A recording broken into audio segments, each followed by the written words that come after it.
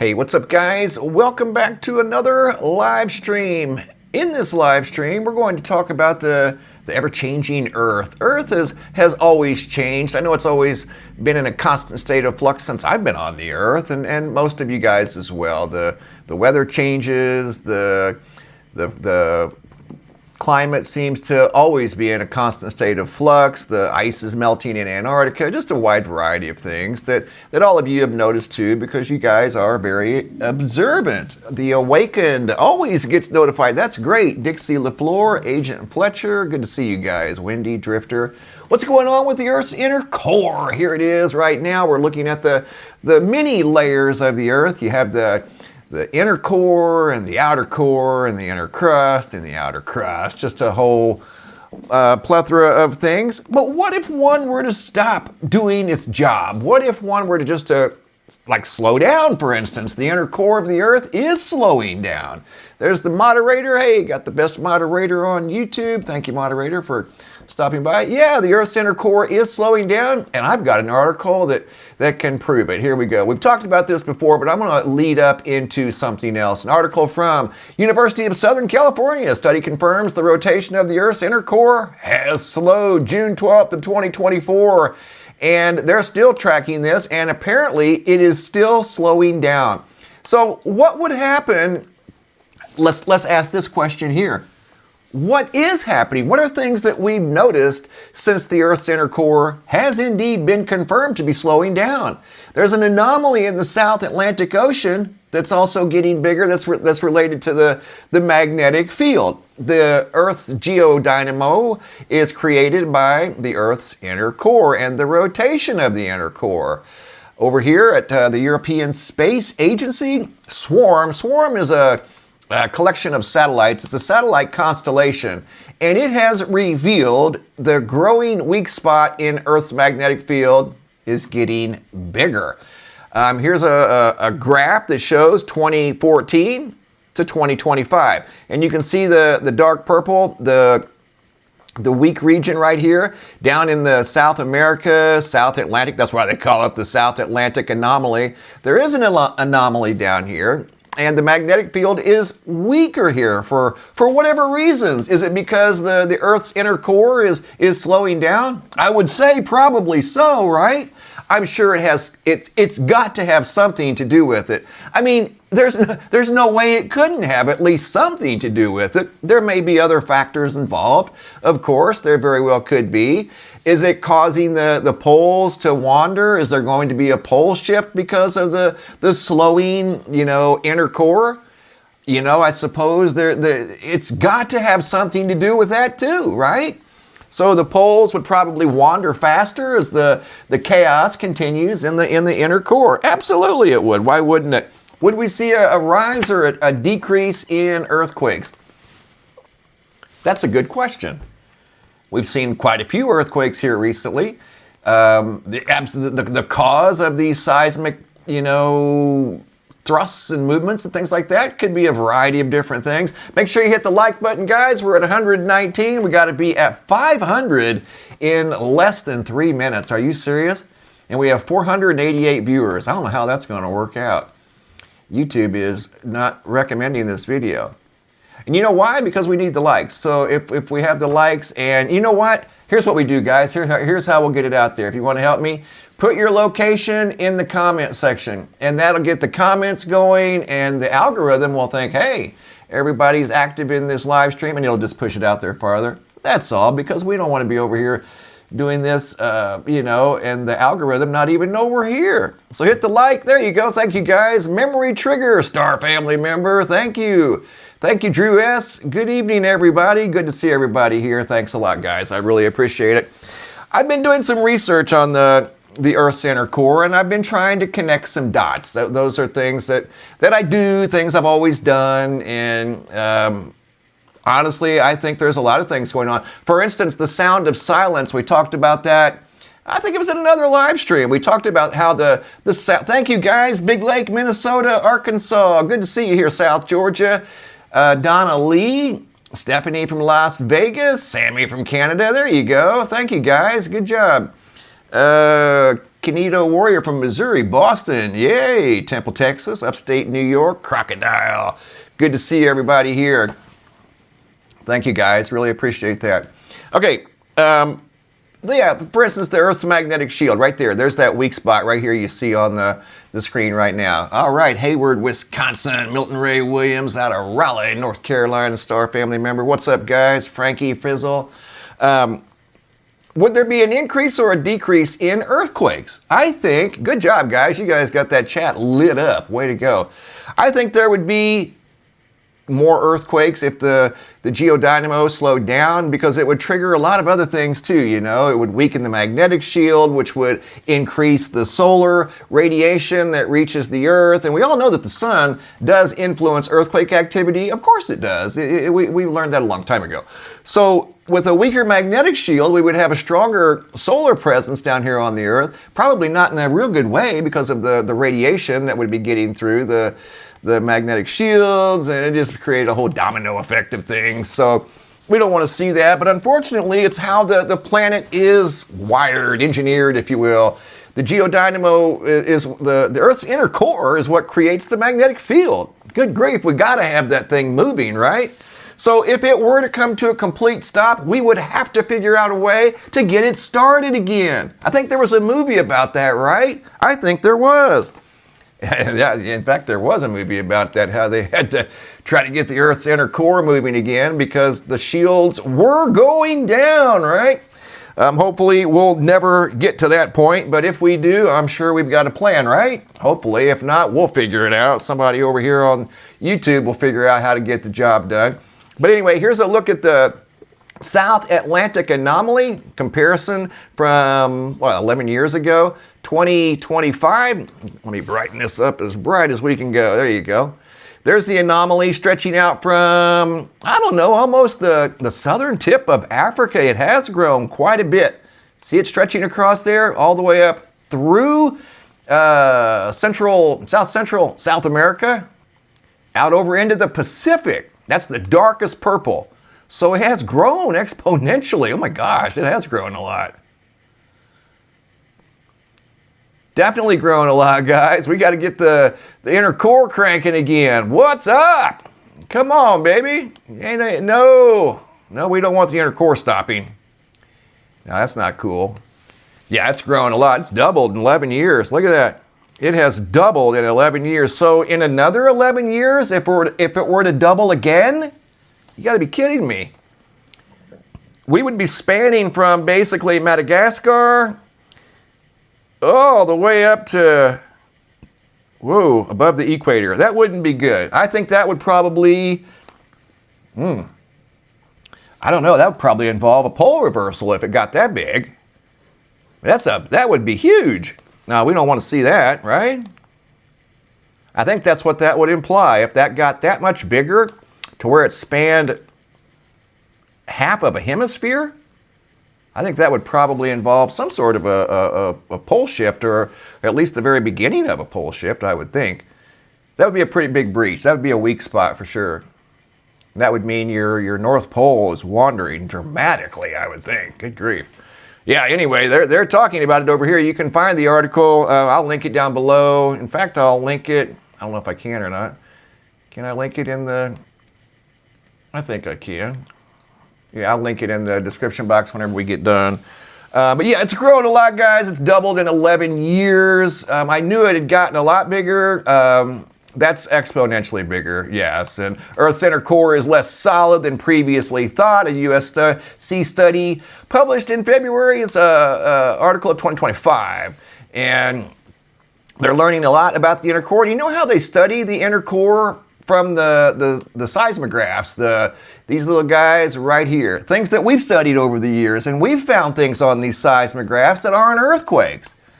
Yeah, we've tracked things across the United States from New England all the way over to the state of Washington. And we followed a pattern, a systematic pattern that traveled across the country in, I think it was 25 minutes. So we know it wasn't an earthquake because it originated in New England, and there was no earthquake epicenter in New England. Well, anyway, that's how they study the Earth's core, by reading seismographs and how the energy flows through the seismographs and how long it can, take to travel through the core of the Earth.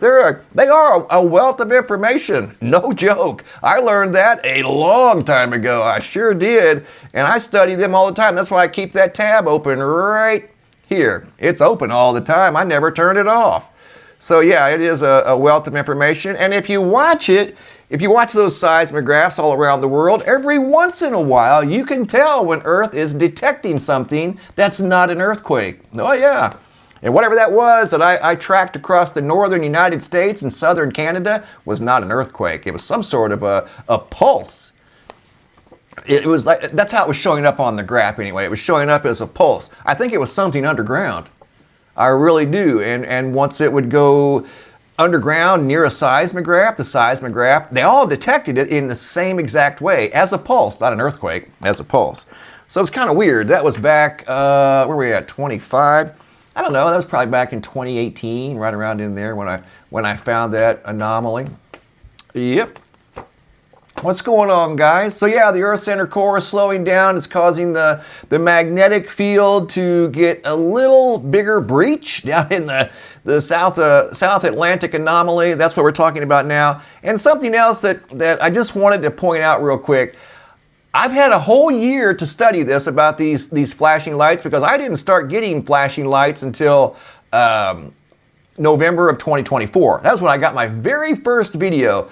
And a lot of you guys know that I've received thousands, over 2,000 different videos of these flashing lights showing up all around the world. And I know some of you are convinced that they're simply ballasts or they're LED lights.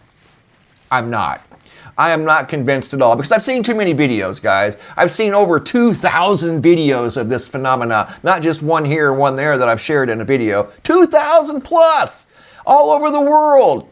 Both hemispheres, actually all four, top, southern, northern, eastern, and western, all of them.